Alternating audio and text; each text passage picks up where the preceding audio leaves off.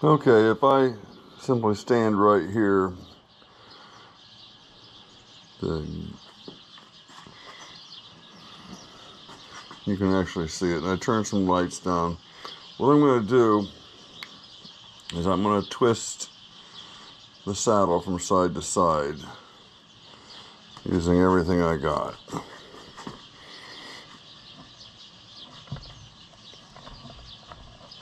That's it.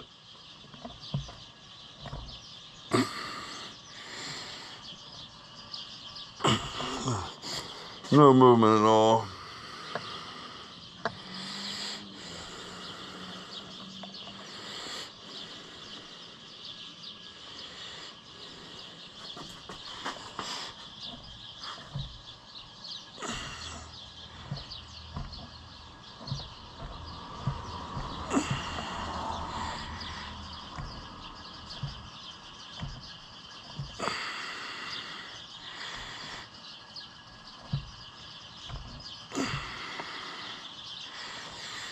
Okay, let's zero that out.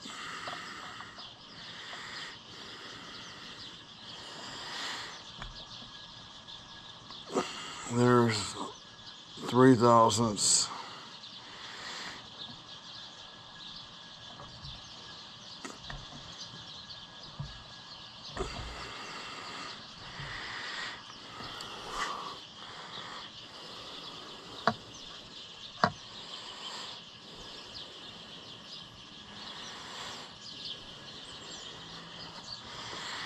There, it's set at 86. So there's 4/1000ths.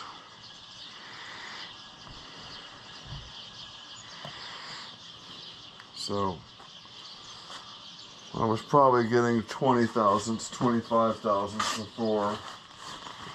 So I think there's some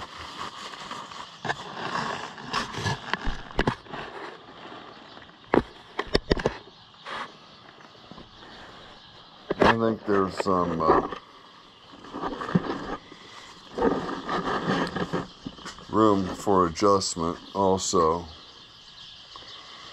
So I'm sure I can do better than that, but it's not, I repeat, it is not moving, 25, 30/1000ths. When I get that shim out of there, we'll see what it's actually doing. But what I did was ended up with an 8/1000ths shim, and according to where I'm at out there, I think I'd like to have a 4 or 5/1000ths. But this is what we're looking at. Of course, this is a 15/1000ths. So A-Bomb just did a video with this exact same problem, and Lance Ballsy suggested to him to use the Loctite 360 to adhere that shim stock to the gib. So I have everything I need here to resolve that problem, or at least minimize it at any point. So gonna get the housing for the bearing warmed up again. The bearing has been in the household freezer for 5 or 6 hours. Like I said, what I really need is dry ice there. Hold on, I can't have this down on the floor. I'm a little anal about, I don't know, neatness maybe. Something being on the floor that shouldn't be. Like a piece of paper. But anyway, I feel good about this. And this isn't the first time that A-Bomb produced a video on the decision day. Get down, baby. Get down, please. Thank you. I mean, I just today realized that the gib needed shimmed up, and after a few minutes I realized that I had these what are they called? I had these this feeler stock by Starrett for a little variety of sizes. And then I see A-Bomb upload a video where he has the exact same problem and is working on the solution. So it's a little too much serendipity for me. I mean, and then Lance Ballsy suggests to A-Bomb the Loctite 680 to retain that shim to the gib, and I happen to have the Loctite 360 on my shelf. So there's a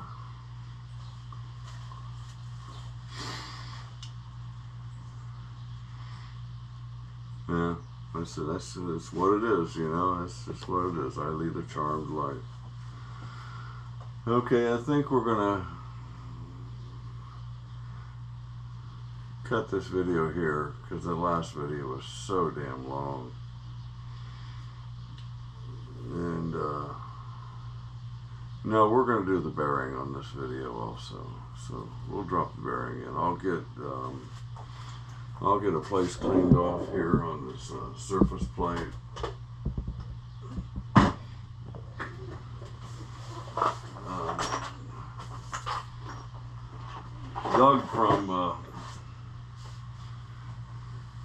Doug from Motorworks Machine Shop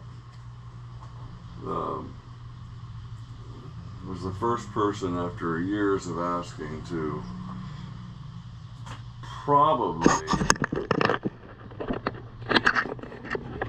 properly identify this piece of steel. And it has ridges running up and down, and the pattern goes through the steel all the way down.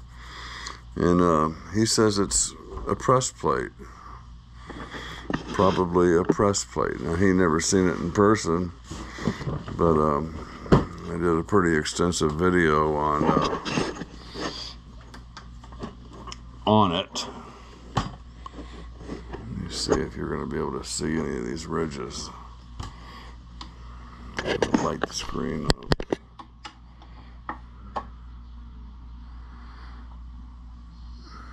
Yeah.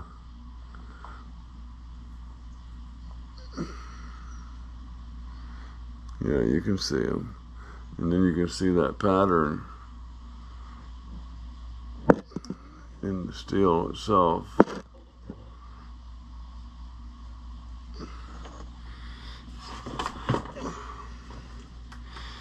So that's where we're going to press our bearing in. Like I said, hopefully it just drops right in, but we'll get it in there one way or the other. Okay, guys, let me get everything set up. I'll bring you back. Okay.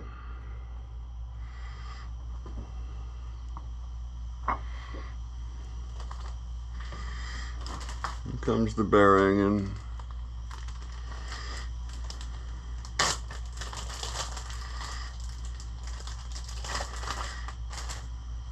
put a little oil in here. Of course, it's red hot. Now I want the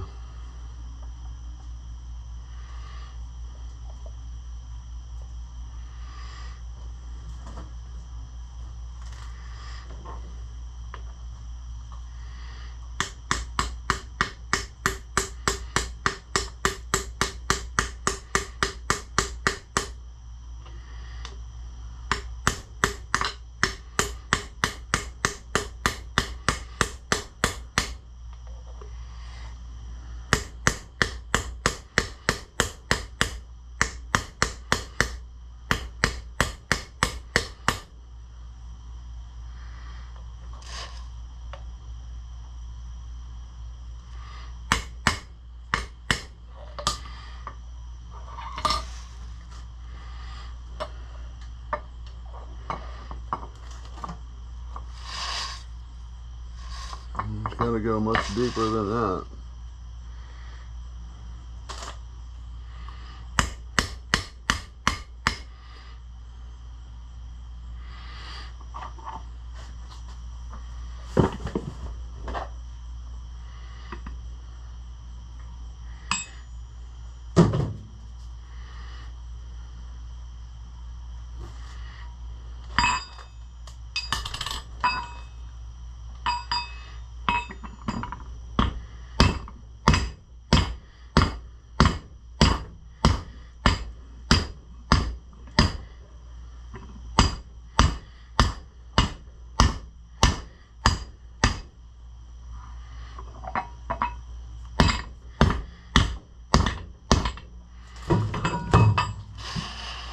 It's got to go subsurface.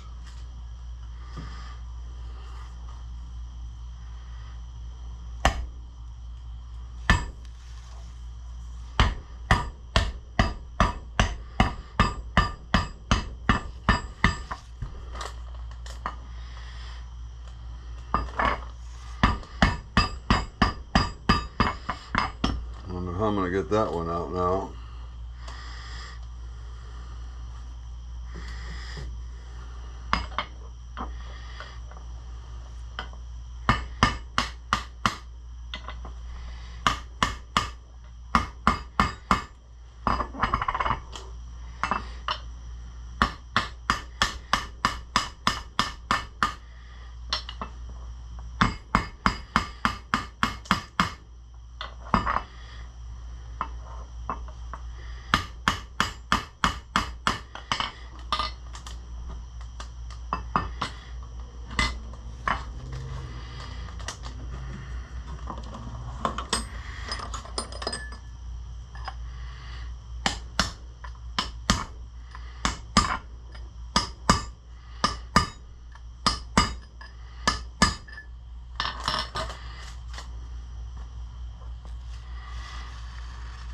Okay, I gotta take this in the other room.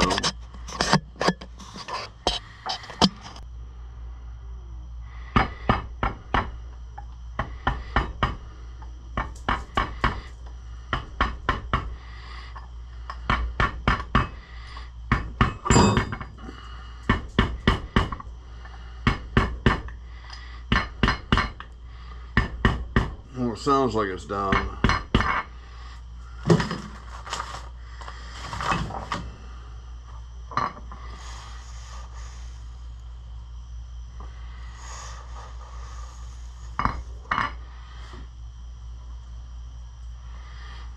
Get my snap ring. Okay, that's in all the way. I'm missing a bag of hardware. I took a bag of hardware to the hardware store to replace stuff. So the big snap rings they didn't have, so I brought that bag back home with all the original parts and in a separate bag with all the new pieces. Well, I can't find the bag with all the original parts, so therefore I cannot readily find the ring that goes in there, the painting clip. Bad shape, so anyway, that's good. Okay, we're gonna do a little more vacuum in there.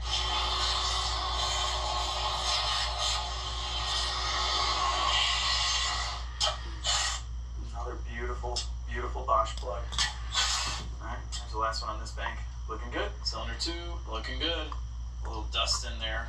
There's dust everywhere. That's just from pulling the plug out, no biggie. But yeah, this looks good. Let's just move along here to the last one on this bank. Fast pistons all the way up. That's alright. Looks good. Alright guys, I got a little allergy action going on from the cat. I am kind of allergic to cats, but anyway. Here's what we're going to use. We have our 100-year-old oiling can, and we're going to put some transmission fluid in it. And we're also going to mix in a little penetrating oil. And this is what I use for a magical potion in order to free up any stuck rings. You can also use engine oil, but transmission fluid has detergents in it and whatnot. And obviously penetrating oil will get in there as well. I don't like to take any chances with old engines, so I go a little crazy. I do the engine fogging oil as well. This is really good if you know an engine's going to be sitting around for a long time. Okay, I got this spacer in here now. Not sure if you can see it. I'll move it.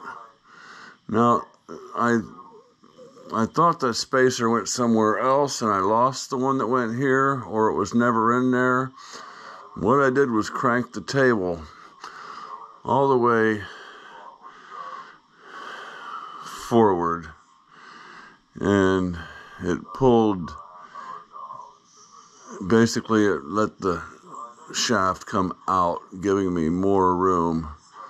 I was able to put the spacer in there and then be able to get the snap ring on there as well. Otherwise, I was getting ready to make a new spacer, but like I said, cranking the table all the way in, essentially pulled the shaft out enough to where the spacer went in and the snap ring groove was available. So that is all buttoned up. So there's two more pieces here. Is my graduated dial and the handle.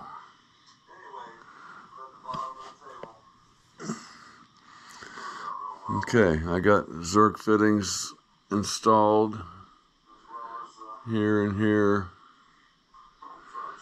These are my table locks. I need to figure out how this other lock works. There's this hole here, and then that goes in, and it's supposed to hit the V-way. So there's a long screw. This is the long screw, and this is the saddle lock.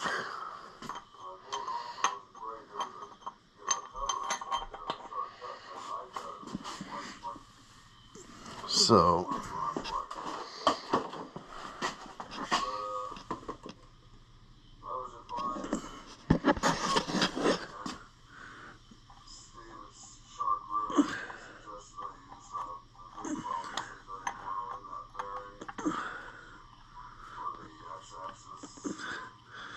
okay, that is now screwing in.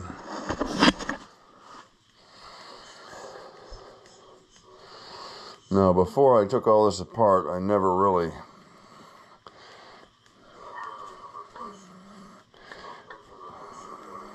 got this thing to do anything. It's awful sharp. The weld splatter, very sharp there, it cuts you. So that's tight. So let's back that off. It's bent also. Okay. I still have to figure out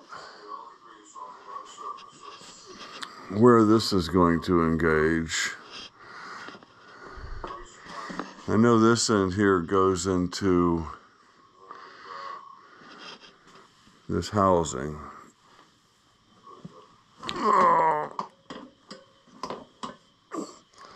I know that end with the gear on it goes in here with this stack up here.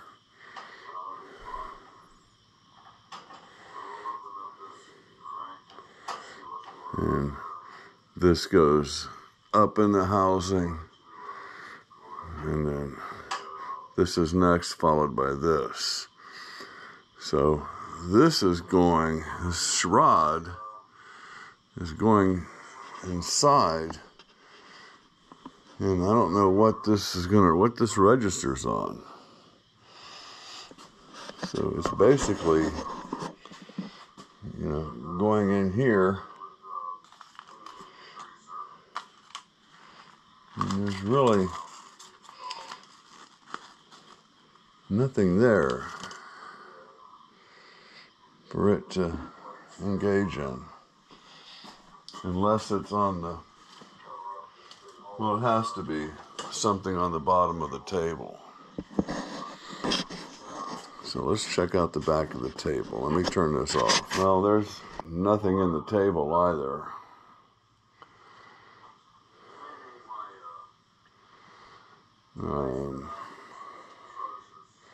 That has to engage with something somewhere.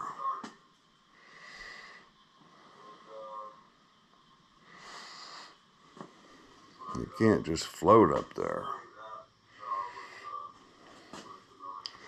But that's all the parts I have. Oh dear. What a dilemma. I also have a feeling I've lost. And I kind of, when I was cleaning these chip blockers, wipers, I kind of felt like I was missing two. And these here,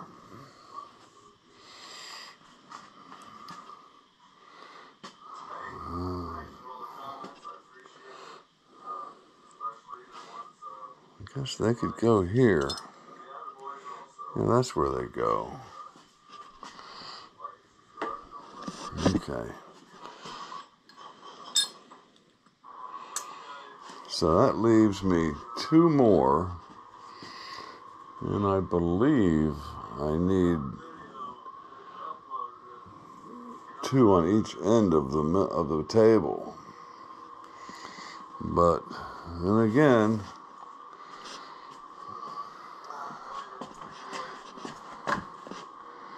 I'm not seeing the mounting holes for these. Now maybe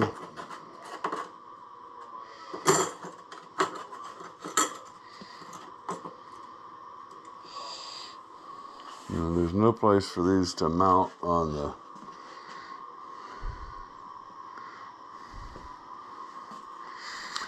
these end caps. Well, I'll figure it out when I get there.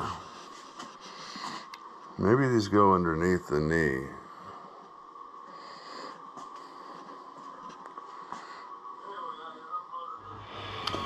Okay, we got the transmission. I guess it's a transmission. I call the other thing a transmission. Gearbox. Got the gearbox cleaned up. We got a problem here. So this is going to have to be bored out and re-sleeved to fit this. And there's considerable wear on that also, so who knows what kind of fit we're going to get there. Upside down view, and then here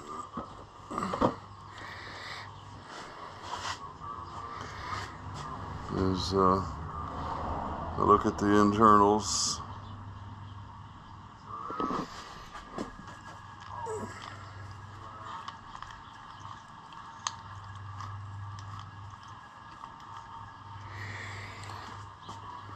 And I'm sure a lot of you have seen what this looked like before and think, wow, he really did a good job cleaning that. Well, my secret is an engine degreaser and a wishy-washy car wash, high pressure wand, and a Scotch-Brite pad. So I still have some more cleaning to do. I did just come back and hit it with WD-40, so nothing's gonna flash rust. So I guess this is my more immediate project, and you know, I got that thing looking like a new dime. So now I'm, you know, what am I going to do with this now? I'm pretty much forced to make this thing happen now. You can see the pulley is not lined up.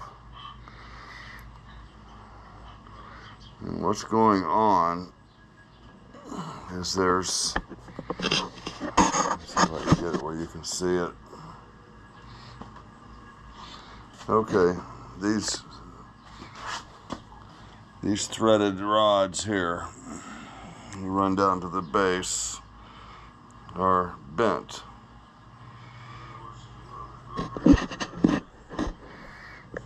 So, you know, this whole thing can be bent back and then maybe supported somehow.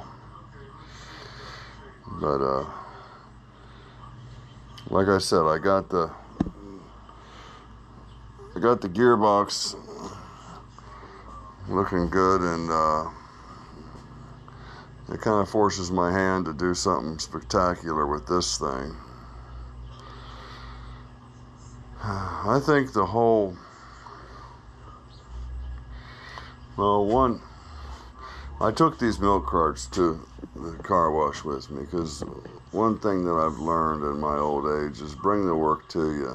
You know, I don't bend over well. So, figure out some way to get this thing up in the air where I can rotate it and get to all sides of it. I haven't decided yet, but I believe I'm going to move this into this room over here. I can make it through here widthwise without the table. The toolbox here is no problem. It'll roll right out. These cabinets are just screwed to the wall, and that thing is just sitting there. So I pull all that stuff out. I can have the milling machine on this wall. Eventually all this is going to have to come off, probably sooner than later. Maybe pull this table down a little bit, and that's screwed to the wall also. So, okay, I guess we're going to be cranking up the milling machine and making a bushing for, well, we're going to mount that pulley up first and bore it out, and then make a new bushing to tighten that up. I'm going to say that's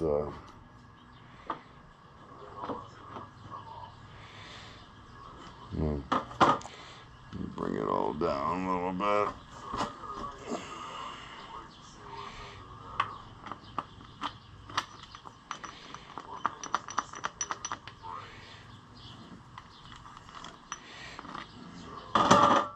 This is also a little,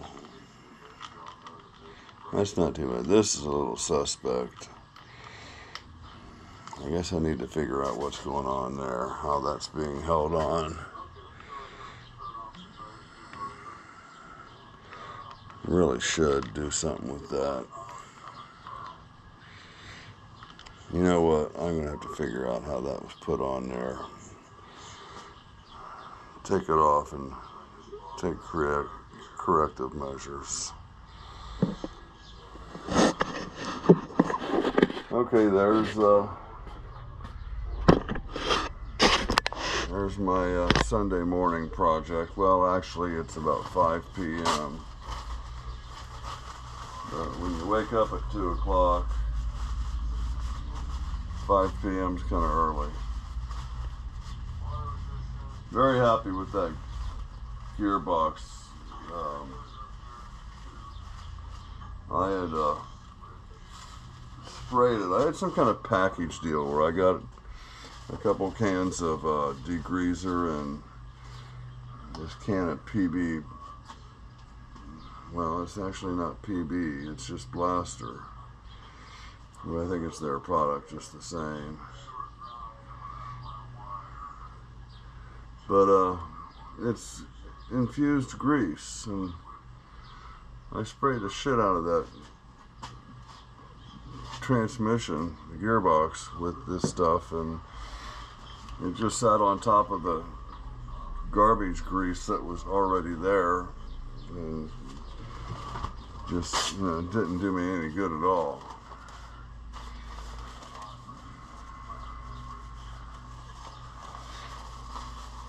Okay, I'm gonna get the red paint out and do another coat on this.